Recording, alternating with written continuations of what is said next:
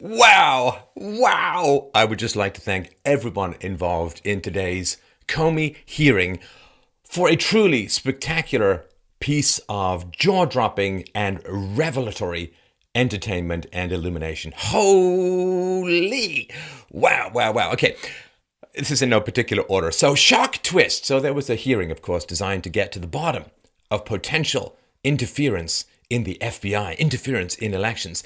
Turns out, bit of a shocker, bit of buried in the lead stuff.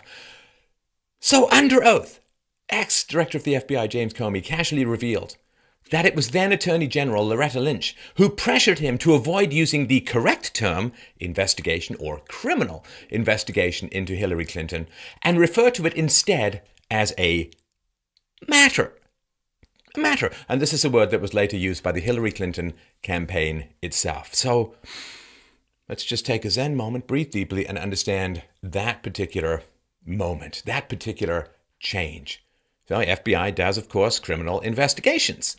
And the Attorney General pressured then FBI Director James Comey into referring to it as a matter rather than a criminal investigation.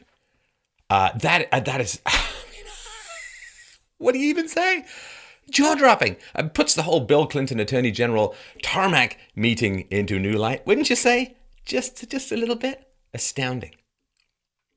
Now, Comey, who took detailed notes on everything Trump said to him, apparently, wrote down absolutely nothing regarding his meeting with Loretta Lynch after she pressured him not to refer to the investigation into Hillary Clinton as a criminal investigation or as an investigation. He wrote down nothing. He said it did make him feel slightly queasy, but apparently that wasn't enough for him to push back on any of this. He said, well, he agreed. Okay, I'll agree to use this softer language that the Attorney General wanted. I'm paraphrasing, of course. He said, well, it wasn't his hill to die on. He wasn't going to take a stand on that. So I guess I just have a question. What would be the hill to die on then? If the Attorney General is pressuring you to falsify what you're talking about, it's a criminal investigation. Don't refer to it as what it actually is. Just refer to it as a matter. So she's pressuring you to falsify how you're reporting on it, and then that's picked up by the press, and that's pushed back. Low information voters, of course, aren't going to figure all of this sort of stuff out. So I don't know where the line is if you're not going to push back on that. You know, coincidentally, I think we may have found where interference in the election may have occurred.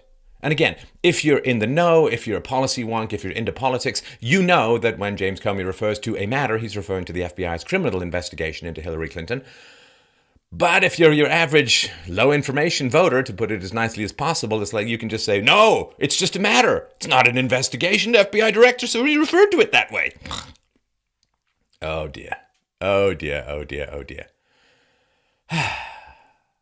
So, there were other problems, of course, between Trump and Comey. Remember this whole Russian hooker dossier that was floating around, and Trump was urging that this be investigated, but Comey resisted. So that's not very helpful. So this is the big revelation, the big takeaway. But don't worry, folks. Grab onto your popcorn. Mickey Rourke style, it is, in fact, there is more to come. So the duty to correct is something that came up a lot. So the mainstream media kept claiming that President Trump was under FBI investigation. Now, Comey told Trump privately on 3 separate occasions that President Trump was not under any kind of FBI investigation. So mainstream media saying Trump's under FBI investigation. Comey says to Trump, no, you're not. And Trump said to Comey, more or less, hey, feel like telling the world? This would really lift this cloud of false allegations. This would clear the room. This would clear the air. And not an unfair request, I would say. A bunch of people lying about you being under an FBI investigation. It might be incumbent upon the FBI to correct the record. You know, it's really, really important to have the facts out there, unless the facts happen to be calling a criminal investigation. But Comey said, we'll think about it. And he didn't really do much of anything. And this is during the time when the FBI is leaking like a sieve everything about this generalized investigation into the Russia collusion stuff, right? So the FBI was leaking everything about this general investigation. The one thing, as Marco Rubio pointed out, the one thing that was not leaked was the fact that Trump was not under FBI investigation. Interesting. Now, Comey says, well, I didn't want to have to correct it later. Like if I say Trump wasn't under investigation and then it turns out that we end up investigating him, I don't want to have a duty to correct later. But this is the guy who could not keep his big yap shut about the Hillary investigation. Now, I understand some of the logic of where Comey's coming from. Like if you're a private citizen, just some dude going about your business, you don't want the FBI coming out and saying, oh, no, Joe Bob, whatever his name is not under investigation. Because that kind of puts a cloud like, well, why would that even be mentioned? But when you have wall-to-wall media coverage that you are under FBI investigation, for the FBI to say, no, you're not, might be considered actually correcting. You got a duty to correct? How about correcting the mainstream media constantly telling things about Trump that aren't true? Now, he could have just, called a press conference and said, with regards to these statements in the press, these rumors in the press, President Trump is not currently under investigation for collusion with Russians. This could change. This is the last thing I'm going to say. I'll keep you updated on any changes. Now, this, of course, begs the question, where was the media getting the information where they were reporting on Donald Trump being investigated by the FBI? Now, I would assume they would have to, if they have any credibility.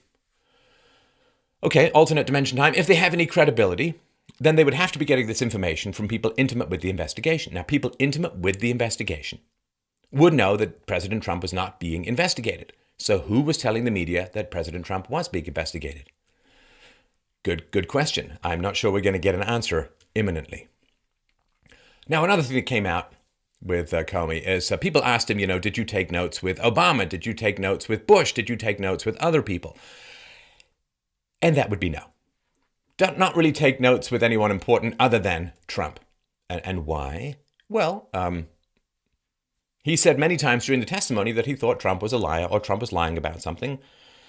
And so he took notes, I guess, with the hope of having some kind of record that he could use to counteract these lies and so on. And I want to point this out. I mean, I don't know if you've ever been a manager. I have. And if you have an employee who thinks you're a liar and is taking secretive little notes about your meetings and so on, let's just say that is not a very productive relationship. And you can't really work with someone like that. So the mystery as to why he might have gotten canned like tuna, well, it may be somewhere in the fact that he thinks his boss is a liar, is not pushing back against things he thinks his boss is doing wrong, but is instead taking secret notes and leaking them to the press later. Oh yes, spoiler, we'll get to that in a moment.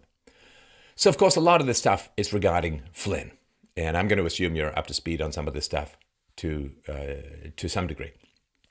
So January 23rd, it was widely reported that the FBI found no wrongdoing with Flynn's call with Russia. Now, Flynn got let go, but that had more to do with misleading Pence, not the actual call itself. So Trump knew that there was nothing wrong with the call because it had been reported that the FBI found nothing wrong. The FBI had the transcript of the call. And so what did Trump mean when he said, I hope you can let it go, he's a good guy or whatever? Well, Trump already knew that the FBI had reported that there was nothing wrong with what Flynn did. So I would guess he was saying, don't keep going, don't do some politically motivated attack. You guys have admitted there's nothing wrong, so let it go. He's a good guy, and so on.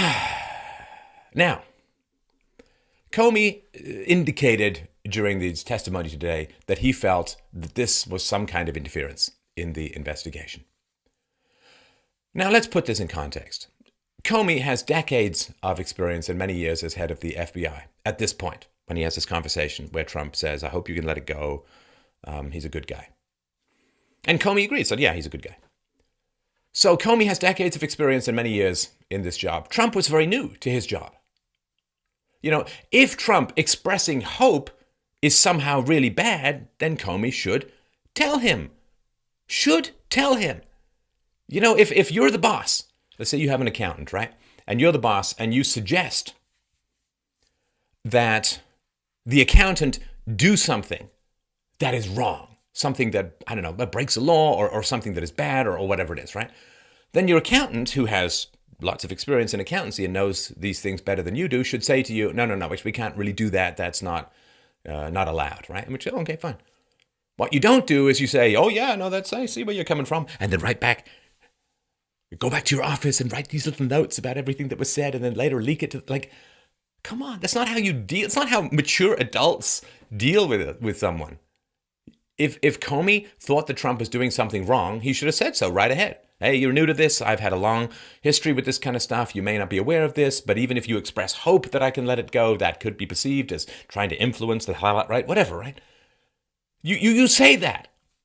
But Comey got all kinds of smelling salts and hysterical and fainting couch. You're like, oh, it was intimidating and he was the president and I was literally shaking. Well, I'm paraphrasing a little, but I think you understand. You can watch, of course, all of this for yourself. But that's not a productive working relationship. Comey did not report what Trump said to the DOJ or to the White House counsel or anything like that. He just went and wrote notes and circulated it among some people. Now, one of the defenses, Comey, well, why didn't you tell everyone, or why didn't you publicize that Trump's hope that the FBI could let it go with Flynn? Well, he said he didn't want to publicize it because maybe it might influence the people working on the investigation. But this is the insane thing. It's the insane thing. I like I'm living in the squid-like self-attack brain of a crazy person. Because Comey says, well, I didn't want to publicize Trump's hope that the FBI could let it go with Flynn because it might have some kind of effect on the investigation. But Trump said exactly the same thing in public, all over the press, right afterwards. I hope they can let it go. It's blah, blah, blah, right? So, of course, the FBI agents knew. They read the newspaper. Everybody knew. So saying, well, I wanted to keep it quiet. Trump was talking about it publicly all over the place. The cat may have been just a little bit out of the bag at this point. You know, here's a counterexample. Loretta Lynch didn't have a press conference saying, I told Director Comey it would be better for the Clinton campaign to refer to the criminal investigation as a matter. Now, regarding this interference with investigations or obstruction of justice, Comey, in the hearing or in the questioning, he said Trump has the right to end any investigation, although there are important norms to prevent that. And lawyer Alan Dershowitz said basically the same thing. Even if Trump did tell Comey to stop the investigation, that's not illegal. He's got the right to do that. And the idea, again, this is like low information voters. If the head of the FBI is fired, that doesn't mean the investigation stops. I mean, of course not. Of course not. And I can guarantee you, the director of the FBI is not down in there whacking the weeds, looking for frog eggs in the bowels and swamp of the investigation. He probably has very little idea of what's going on a day-to-day basis. So the investigation does not end if the director is fired. And it started to get like Pinteresque, Pirandello absurdist comedy/drama at one point. At one point, like, I'm trying to make notes and keep up. At one point, I'm looking up and James Comey is impugning or describing possible motives of someone based on half-remembered body language from months and months ago. It's like, what episode of The Twilight Zone are we currently inhabiting now? Well, his eyebrow twitched and I impugned upon that he felt this and thought that. And it's like, are we really there now? I mean, this is one step up from, well, his astrological sign is guilty. God, it's mad. Tea leaves and palm reading. Madness. Now, of course, Comey went very strong on the Russia hacking thing. It's a done deal. It's true. But I can't say this often enough.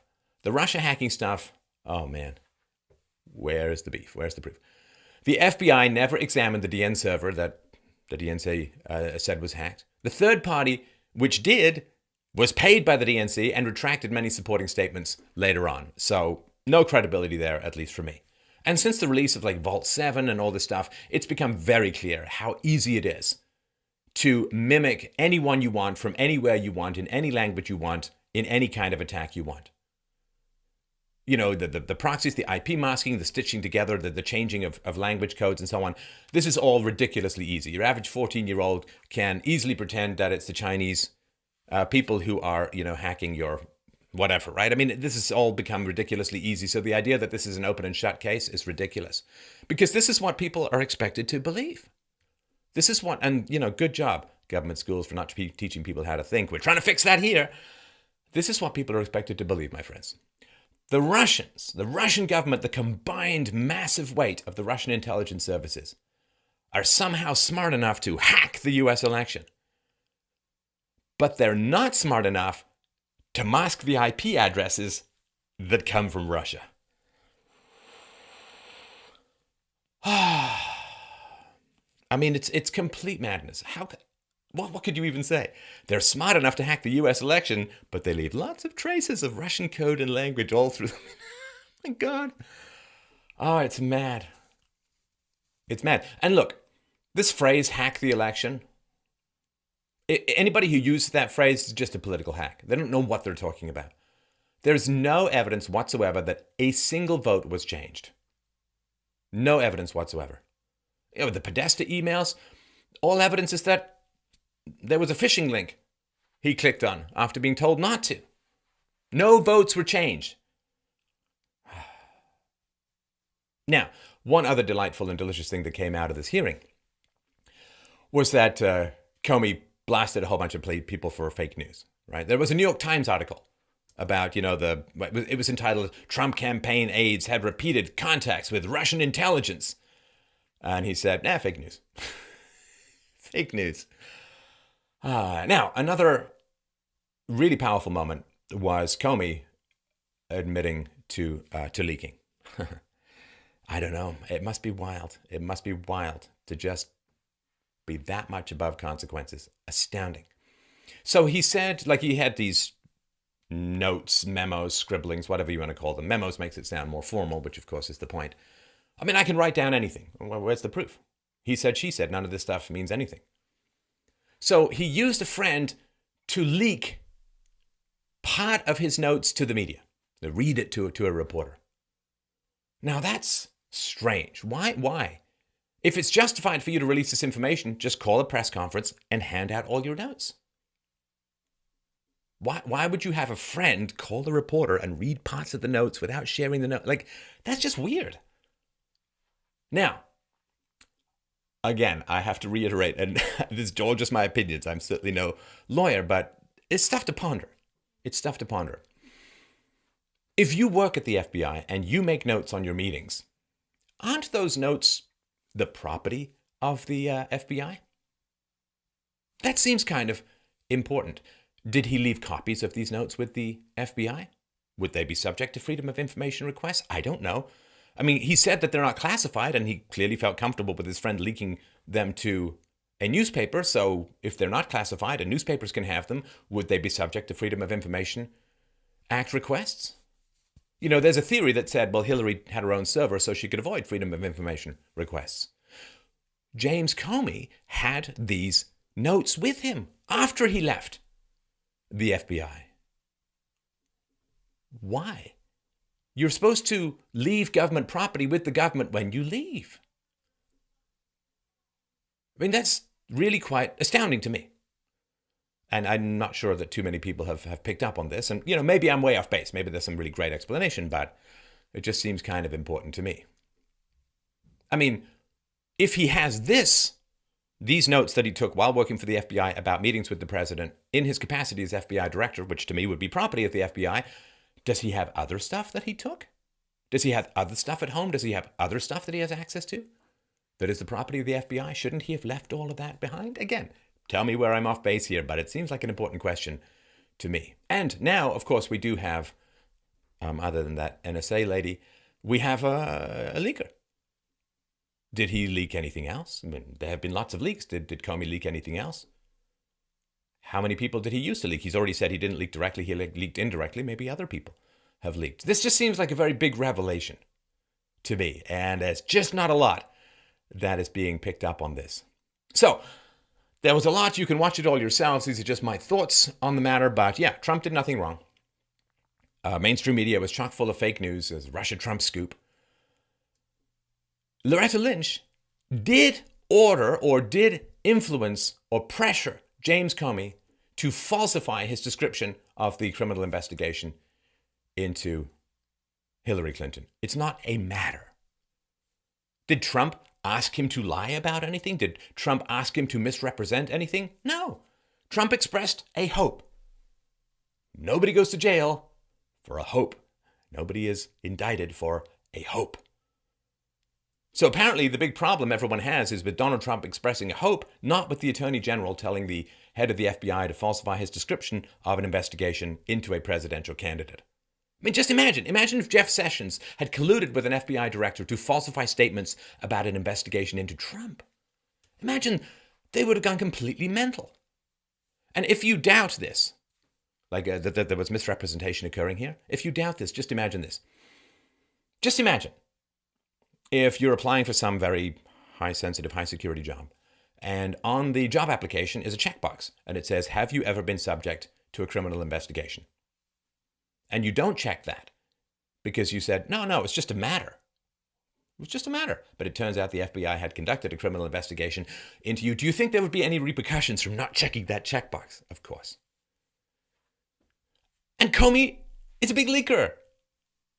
Takes little private notes, has friends read them out to the media, rather than saying to his boss, whoa, hang on, this is, you're new to this, I'm an old hand at this, you may be going a little bit too far, I'm sure with the best of intentions, but don't even express hope that the FBI can let something go even after they've said that nothing wrong has been found. That's not appropriate. And Donald Trump would be like, yeah, okay, I got it.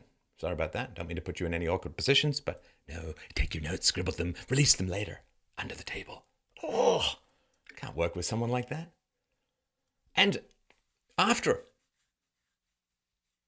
Comey talked about the Attorney General pressuring him to falsify his report, or falsify his description of what the FBI was doing, or downplay at least, the Democrats didn't say, whoa, hold on, let's circle back. That seemed like kind of a bump in the road that we want to U-turn and examine in just a little bit more detail. Just sail on, no problem. James Comey, I would like you to state under oath that you're a wonderful professional and a great asset to America and a great hero. Yes, I will. Thank you. Samsonite sponsors my eye bags. Now, as far as foreign governments hacking elections and so on, oh my goodness, the US has been overthrowing governments, hacking and influencing foreign elections for decade after decade after decade. We've got Hillary Clinton on tape talking about it. But no, according to James Comey, the US is a shining city on a hill. It would never engage in such dastardly behavior. No. When I was a kid, this is the old Atari, I think it was a 2600, the really old Atari. You had friends over to play, 4-point pixel basketball, and you'd get a net, and you could always tell, like, the bad loser kids, because the bad loser kids were like, hey, your joystick's busted, man, I pushed it, didn't respond. Take ownership, Dems. I mean, I know it's a tough thing for you to do. To lose to a newbie is pretty tough. But here's the fact. It wasn't the Russians.